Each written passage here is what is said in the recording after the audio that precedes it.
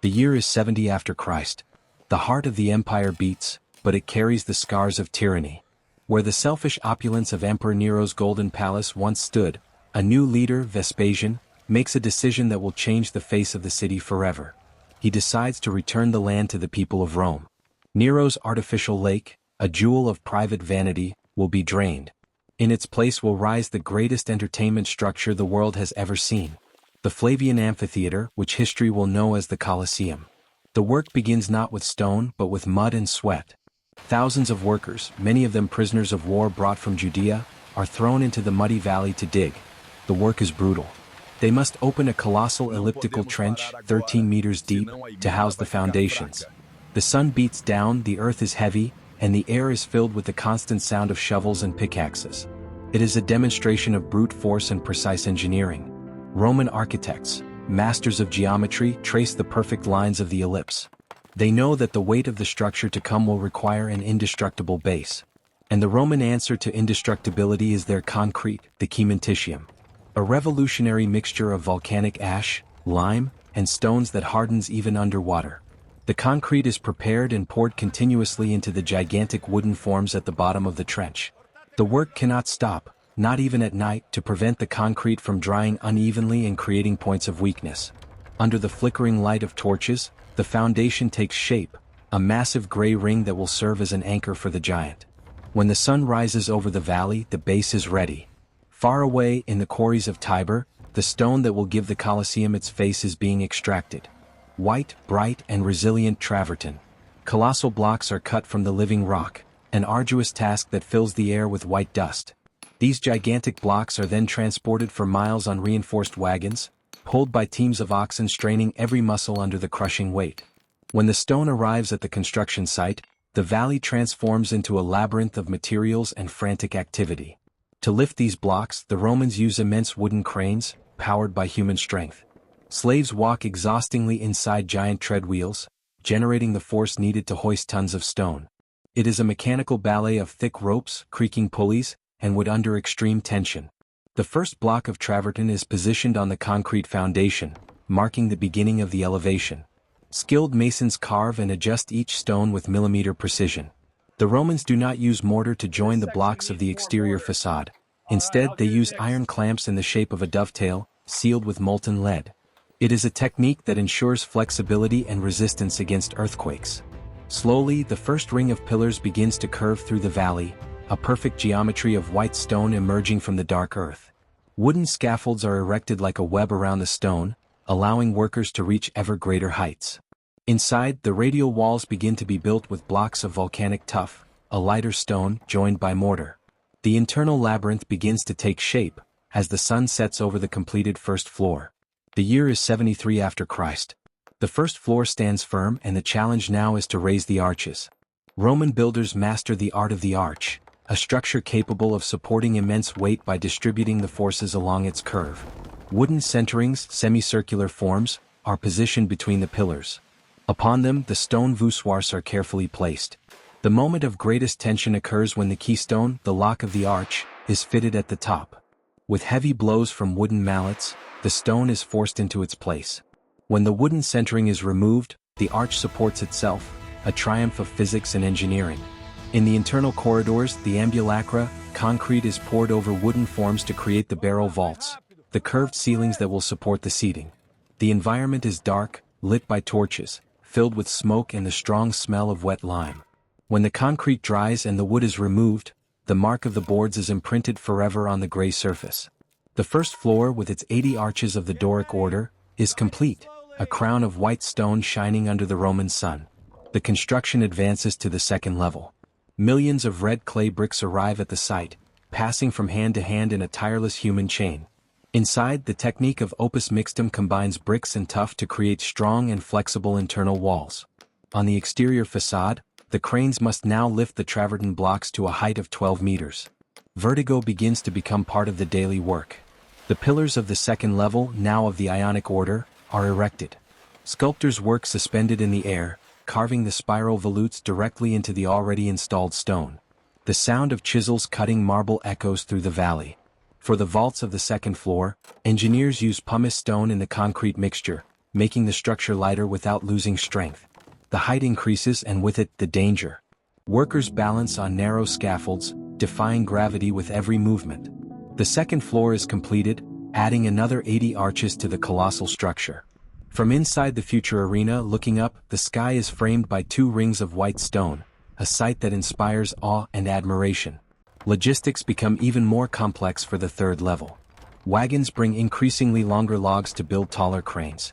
The cornice separating the floors is carved with intricate details, a demonstration that even on a monumental scale, beauty is not forgotten.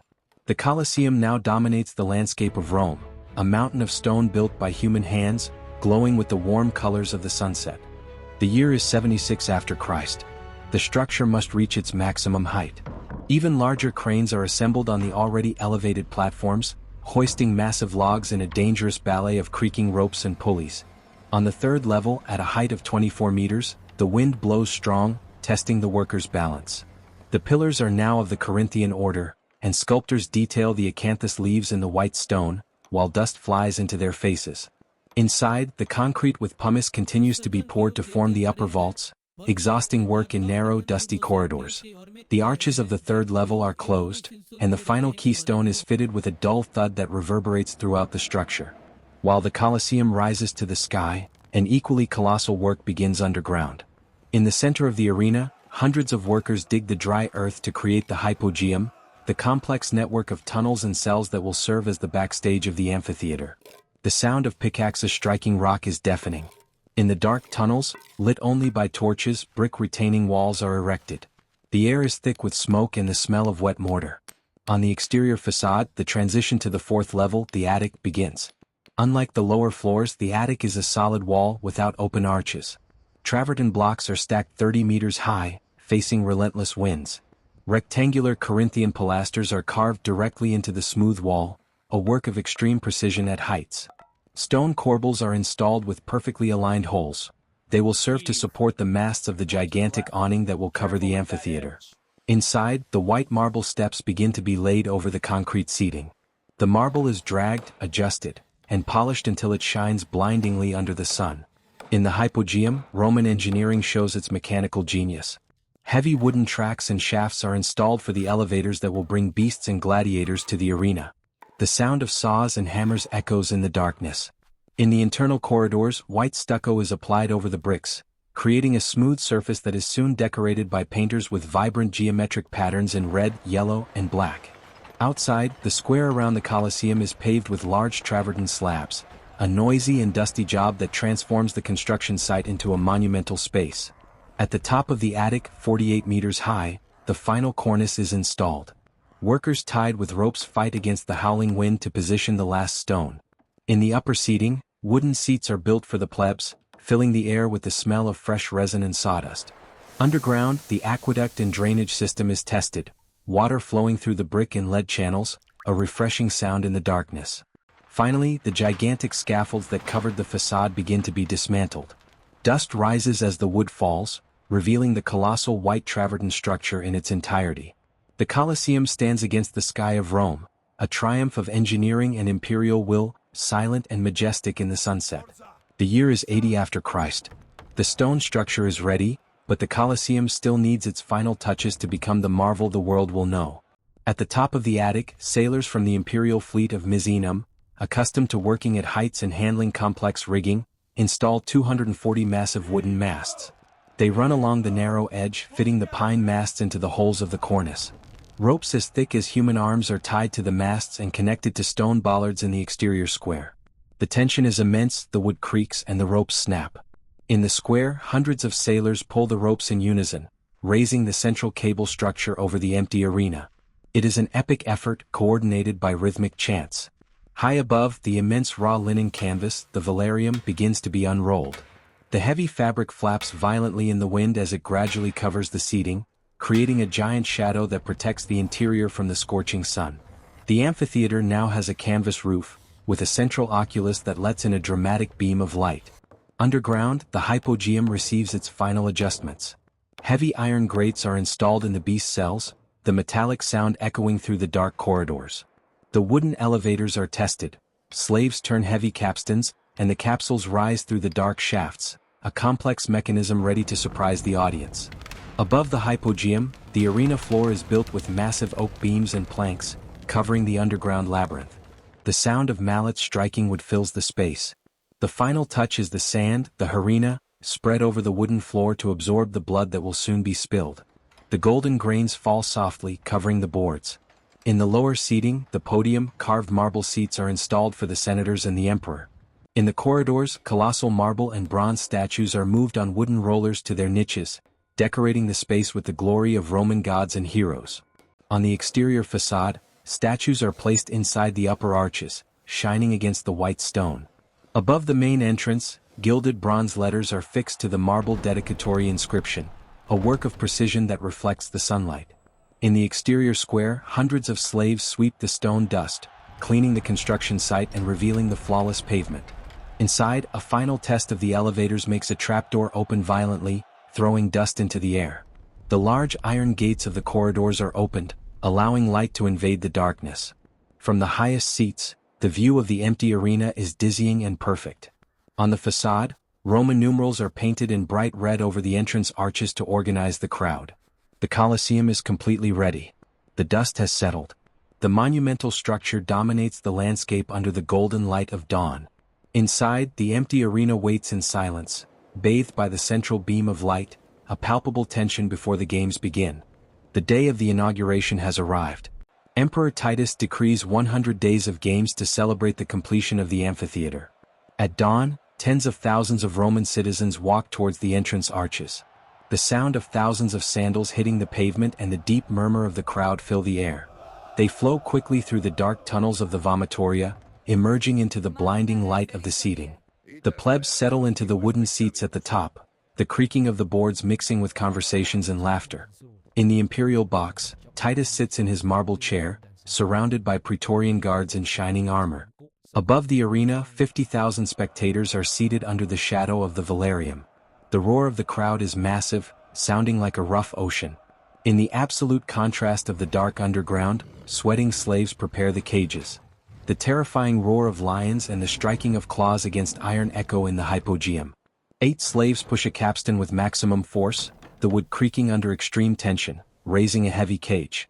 On the arena floor, a trapdoor suddenly opens, sand falling into the dark hole. A majestic lion emerges into the blinding light, stepping onto the soft sand with a low growl that makes the crowd explode in delirium. Through the gate of life, heavily armed gladiators march in formation, the rhythmic sound of their iron-studded boots and the clinking of shields echoing through the arena. The hand-to-hand combat begins, brutal and fast. The sharp metallic clash of swords against shields, the dull sound of feet dragging in the sand, heavy breathing. In the stands, senators and patricians react frantically, shouting and banging on the marble balustrades. The marvel of Roman engineering is revealed when floodgates are opened underground, flooding the arena with thousands of liters of water under high pressure. A naval battle, the Naumachia, takes place, with replicas of ships colliding violently in the rough water, the sound of wood breaking and oars striking. The water is drained quickly, and slaves run to spread dry sand again over the wet floor. In the late afternoon, the horizontal sun rays hit the velarium, making it shine like translucent gold above the tired crowd. With the end of the day's games, the arena is empty, the sand churned and marked. Slaves with wooden rakes level the sand in the heavy silence of the amphitheater. At dusk, large pitch and oil torches are lit in the exterior arches, the fire crackling and illuminating the travertine facade. Under a starry sky, the Colosseum shines in the Roman night, the dust of the games still lingering in the air. The structure stands as the beating heart of ancient Rome, a monument to engineering, power and brutality, destined to echo through eternity.